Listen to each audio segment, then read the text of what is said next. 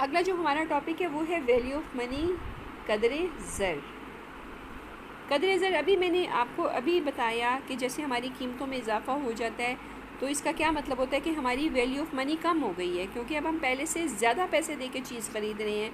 तो जो चीज़ ज़्यादा देनी पड़े उसकी वैल्यू कम होती है, और जो चीज़ हमें कम मिल रही होती है उसकी वैल्यू ज़्यादा हो जाती है। ठीक है ना। अब जो हमारे पास रुपए, पैसे हैं, ज़र है, उसका मेन काम क्या है, उसका सबसे इम्पोर्टेंट फंक्शन क्या है कि वो लेन देन में काम आते हैं। ठीक है। आला मुबादला है, अशिया की ख़रीदो फ़रोख्त की जाती है। अगर फ़र्ज़ करें कीमतें बढ़ रही हैं तो इसका मतलब होता है कि ज़र की कदर कम हो रही है। जो किसी चीज़ की कीमत ज़्यादा होती है, ज़र की क़ुव्वत ख़रीद उसी निस्बत से कम होती चली जाती है।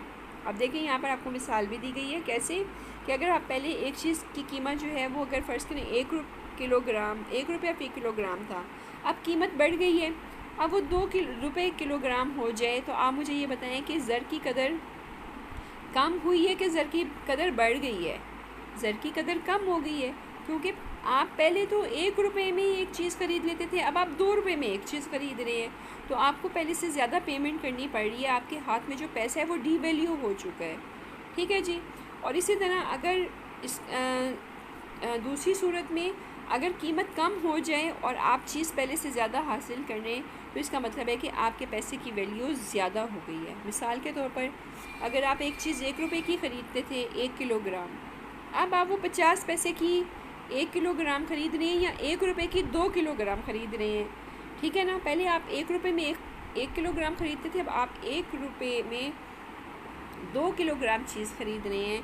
तो इसका मतलब ये है कि ज़र की कदर जो है वो ज़्यादा हो गई है, यानी कि अब आप एक इकाई के बदले में ज़्यादा चीज़ें हासिल करने लग गए हैं। तो ज़र की अगर एक इकाई के बदले में आप ज़्यादा चीज़ हासिल करते हैं तो इसका मतलब ये है कि ज़र की कदर में इजाफ़ा हो गया है।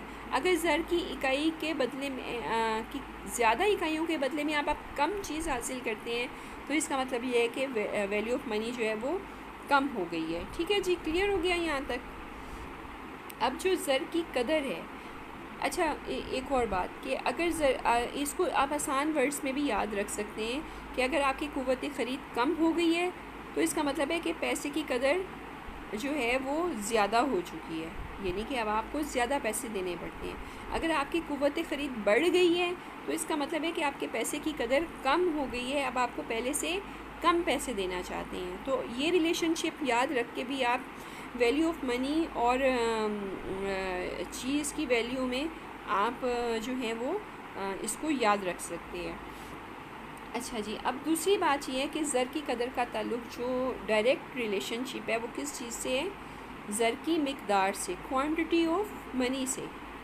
अगर क्वांटिटी ऑफ मनी हर तरह का ज़र जो कि हमारी मरकज़ी बैंक जारी करता है, अगर हम उस क्वांटिटी ऑफ मनी को उसकी रफ्तार गर्दिश से ज़रब दे देंगे, ठीक है। अब रफ्तार गर्दिश क्या चीज़ है? रफ्तार गर्दिश का मतलब ये है कि जो हमारे हाथ में रुपया है वो कितना एक साल में मूव करता है। ठीक है। जितनी अशिया व खिदमात में उसने ख़रीदी होंगी, ज़र की रफ्तार गर्दिश उतनी ही ज़्यादा होगी, और जितनी कम ख़रीदो फ़रोख्त होगी, पैसा एक हाथ से दूसरे हाथ में कम जाएगा, उतना ही जो ज़र की रफ्तार गर्दिश है वो कम होगी। और जैसे जैसे ज़र की गर्दिश में इजाफ़ा होगा, ज़र की रसद में भी इजाफ़ा होता चला जाएगा। मार्केट में पैसा ज़्यादा आना शुरू हो जाएगा, ख़रीदो फ़रोख्त ज़्यादा होनी शुरू हो जाएगी, और वाइस वर्सा। ठीक है जी। आप इसको 2-3 मरतबा पढ़ें, 2-3 मरतबा सुनेंगे, इंशाल्लाह ये चीज़ आपको क्लियर हो जाएगी। इसको मिक्स नहीं करना है। अगर नहीं समझ आएगी तो इसको आपने 2-3 दफ़ा पढ़ लेना है, इसमें कोई ऐसी मुश्किल चीज़ नहीं है। अच्छा जी। अब उसके बाद हमारे पास आ जाती है transaction velocity of circulation of money, ज़र की मामलाती रफ्तार गर्दिश। अच्छा जी। अब मामलाती रफ्तार गर्दिश का मतलब ये है कि साल भर में एक नोट अशिया के लेन देन के सिलसिले में कितने हाथों से गुज़रता है। ठीक है। यानी कि साल भर में ज़र की मदद से टोटल कितनी अशिया व खिदमात ख़रीदी और बेची जा रही हैं। एक 10 रुपये का नोट जो है वो कितनी दफ़ा इस्तेमाल हुआ है चीज़ों के लेन देन में, या एक 10 का नोट जो है वो कितने मुख्तलिफ़ लोगों के हाथों में वो गया है। ठीक है। अगर वो 10 दफ़ा गया है तो इसका मतलब है कि उसकी मामलाती रफ्तार गर्दिश जो है वो 10 होगी। अगर वो 20 दफ़ा गया है तो इसका मतलब है उसकी मामलाती रफ्तारी गर्दिश जो है वो 20 होगी। ठीक है जी। उसके लिए एक फार्मूला है जो कि आप यहाँ देख सकते हैं, V is equal to P into T over M। अच्छा जी, अब यहाँ जो प्राइस है, P जो है वो प्राइस को शो कर रही है और T जो है वो ट्रांजैक्शन है, यानी कि हम कितनी जो है चीज़ों का लेन देन करते हैं। प्राइस इंटू जो है वो ट्रांजैक्शन, ये कीमत को अशिया खिदमात के लेन देन से हम मल्टीप्लाई कर रहे हैं, शे की कीमत इंटू अशिया की मिकदार ओवर M। M क्या चीज़ है हमारे पास? ज़र की मिकदार है। ठीक है जी। M का मतलब है कि ज़र की मिकदार। अब अगर हम इसको हल कर लेते हैं तो हमारे पास क्या चीज़ आ जाएगी? वेलोसिटी आ जाएगी। किस चीज़ की वेलोसिटी आ जाएगी?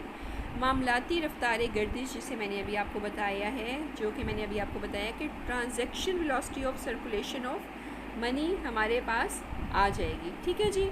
इसका क्या फार्मूला है दोबारा बता देती हूँ, शे की कीमत इंटू अशिया की मिकदार ओवर ज़र की मिकदार।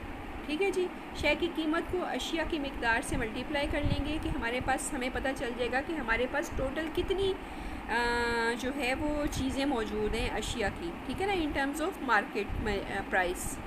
अगर हमारे पास 10 चीज़ें मौजूद हैं तो 10 इंटू और एक चीज़ की कीमत 10 है तो 10 को 10 से मल्टीप्लाई करें 100 आ जाएगा। ठीक है ना, यानी कि हमारे पास 100 जो है वो PT आ जाएगा। और ज़र की मिकदार अगर 200 है हमारे पास, 200 रुपया हमारे पास मौजूद है तो 200 रुपया हमारा हो जाएगा। ठीक है, तो इसको जब हम हल करेंगे तो हमारे पास जो भी रकम आएगी वो किस चीज़ को ज़ाहिर कर रही होगी? वो हमारी मामलाती रफ्तार गर्दिश को ज़ाहिर कर रही होगी। क्लियर है? उसके बाद है ज़र की आमदनी रफ्तार गर्दिश। ठीक है जी। अब ये चीज़ तो हमें पता चल गया कि मामलाती रफ्तार गर्दिश क्या है कि चीज़ों की अशिया और ख़िदमात की फ़रोख्त पे लेन देन में कितनी जो है वो पैसे खर्च हुए हैं, या कितनी बार एक जो हमारी मनी है उसने कितने हाथों में कितनी मरतबा चीज़ों की लेन देन में वो इस्तेमाल हुआ है। ठीक है जी। मगर ज़रूरी नहीं है कि जितनी मरतबा भी जो है वो अशिया की ख़रीदो फ़रोख्त करें हम आमदनी में इजाफ़ा हो जाए, ऐसा तो नहीं हो सकता। कुछ चीज़ें पहले से ही प्रोड्यूस की हुई होती हैं। ज़र की आमदनी रफ्तार गर्दिश, income velocity of circulation of money क्या होगी कि जब हम किसी नई चीज़, पैदा होने वाली किसी नई चीज़ पे को ख़रीदें। ठीक है ना, मिसाल के तौर पर आमदनी के मुआवजे के तौर पर इस्तेमाल हो, यानी लगान, उजरत, सूद और मुनाफे के तौर पर इस्तेमाल हो। पर ज़र की रफ्तार आमदनी रफ्तार गर्दिश से मुराद है ज़र की कुल मिकदार कौमी आमदनी में किस कदर इजाफ़ा करती है। ठीक है जी। कौमी आमदनी में कब इजाफ़ा होगा? जब हम किसी नई चीज़ को प्रोड्यूस करेंगे और नई चीज़ को ख़रीदेंगे तो फिर हम कहेंगे कि हमारी ज़र की आमदनी रफ्तार गर्दिश में इजाफ़ा हो गया है। ठीक है जी। इसको हम देखें net national product over M से ज़ाहिर करते हैं। VY क्या चीज़ है यहाँ पर हमारे पास? VY से मतलब है ज़र की आमदनी रफ्तार गर्दिश, यानी कि अगर हमने ज़र की आमदनी रफ्तार गर्दिश मालूम करनी है तो हम देखेंगे कि नेट नेशनल प्रोडक्ट आपको याद होगी कि हमारे मुल्क में बनने वाली जो अशिया ख़िदमात हैं या खालिस कौमी आमदनी है उसको हम ज़र की मिकदार से डिवाइड कर देंगे तो हमें पता चल जाएगा कि ज़र की आमदनी रफ्तार गर्दिश क्या है। ठीक है जी। यहाँ पर मिसाल भी दी गई है कि अगर पाकिस्तान की कुल खालिस ज़री आमदनी 60 अरब रुपये हो तो 60 अरब रुपये का मतलब है NNP हमारे 60 अरब रुपये है। ठीक है जी। और ज़र की मिकदार जो है वो 20 अरब रुपये हो, यानी कि ज़र की मिकदार NNP over M 60/20 is equal to, इसको जब हम हल करेंगे तो हमारे पास क्या आएगा? 3 आ जाएगा। इसका मतलब है कि ज़र की आमदनी रफ्तार गर्दिश 3 है। ठीक है जी। क्लियर है? अब ये है कि किसी भी मुल्क में ज़र की मिकदार कीमतों पर काफ़ी असरअंदाज होती है। अगर ज़र की मिकदार ज़्यादा होगी तो कीमतें ज़्यादा होती चली जाएंगी। ठीक है ना, अगर ज़र की मिकदार कम होगी तो कीमतें भी कम होती चली जाएंगी। इसका मतलब है कि कीमतों में और ज़र की मिकदार में कोई ना कोई रिलेशनशिप पाया जाता है। अब इसमें जो भी रिलेशनशिप पाया जाता है उसको एक नज़रिया के तौर पे हम कल पढ़ेंगे, उसको हम नज़रिया मिकदार ज़र का नाम देंगे। ठीक है जी स्टूडेंट्स, आज का हमारा टॉपिक यहीं पर ख़त्म होता है। ओके स्टूडेंट्स, अल्लाह हाफ़िज़।